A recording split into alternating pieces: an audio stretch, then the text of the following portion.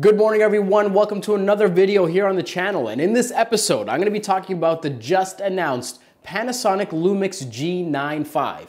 This is the Henry's first look.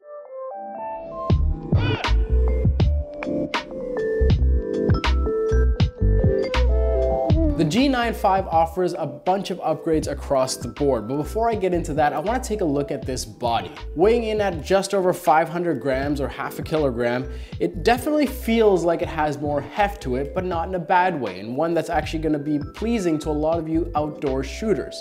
There's a good amount of depth to the grip itself, and it has a ruggedized texture that speaks to its build quality. It's splash-proof and dust-proof, and made to be taken and used outdoors. When I first picked up this camera, I was actually quite surprised how comfortable it felt in the hand. It's something that not every user is going to be looking for, but for those of you that spend a lot of time shooting, especially in outdoor environments, you'll quickly appreciate. The G95 packs a new 20 megapixel sensor without the low pass filter, meaning that anyone using this camera should be able to extract more detail and sharpness from its predecessor. Also, Panasonic has included their free angle monitor with even more resolution, so you can tilt and use this as you see fit. Inside this body, you'll find 5-axis dual image stabilization, which works incredibly well even in my early testing. I found that when I brought this to my eye and tracked even some fast-moving subjects, you didn't see that jitter and shake you'd find in cameras without that stabilization. And once you're ready to shoot, there's some great features that really stand out. It starts with the 9 frames per second shooting that you get with it, but also the 4K photo mode, which involves you basically shooting a 4K video and then extracting your favorite frame. In my early testing, it was quite tricky to navigate this, but I'm really excited to test it out to see if I can get a usable shot in this mode. I love that Panasonic has their focus lever on the back of the camera within thumb's reach, so you can quickly switch between single, continuous, or manual focus. Though the one thing that didn't satisfy my button needs is the D-pad on the back. It just felt like it didn't have quite enough give to it when I was using it to navigate the menus. It's not a major issue by any means, but I thought I'd mention it out for you button connoisseurs. I took this camera out late in the afternoon for some shooting, and I was using the 42.5 lens from Leica. When I was using it, there were some tricky spots to navigate with the continuous focus in video mode, but in photo, it held up amazingly well.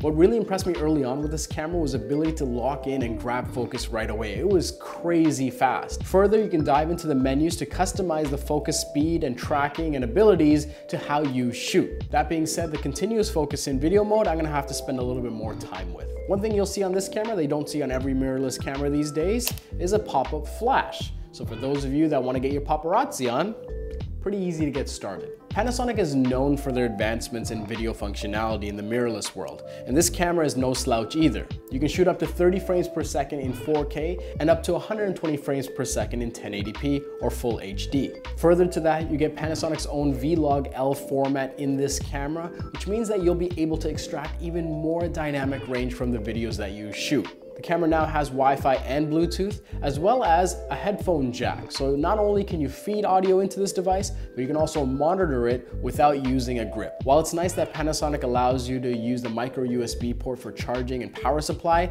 I was a little surprised that they decided not to go in the direction of USB-C when so many manufacturers are doing that right now. Now, we weren't provided any numbers in terms of how many shots you can get on a single charge for this first look, so look out for that in our full review. But in my early testing, using it for a couple of hours, I'll say this, I was not disappointed. We'll see how it lasts in a more professional environment, but to be able to have this entire feature set and switch between them and not see a considerable drop in battery life after a couple of hours of use, I gotta say, that's impressive in today's camera market. The camera has a single SD card slot and supports UHS 2. Despite supporting UHS 2, I was left a little surprised of how quickly the buffer filled on this camera. Whether it was the 4K photo mode or the burst shooting, you hit that ceiling pretty quickly. There's even more features that Panasonic is touting with this camera, such as the live composite feature, which is a unique addition to this camera. Especially for astrophotographers, according to Panasonic, this shooting composes only the bright lighten parts to clearly track the stars against pitch black night sky.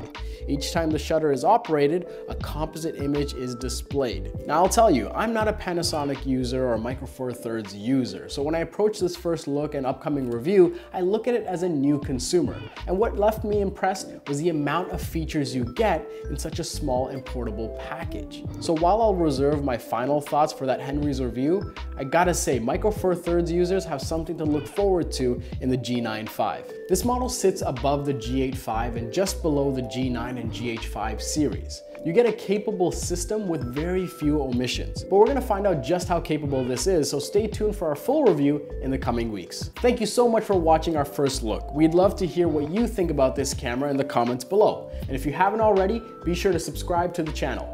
Thank you again, and we'll see you next time.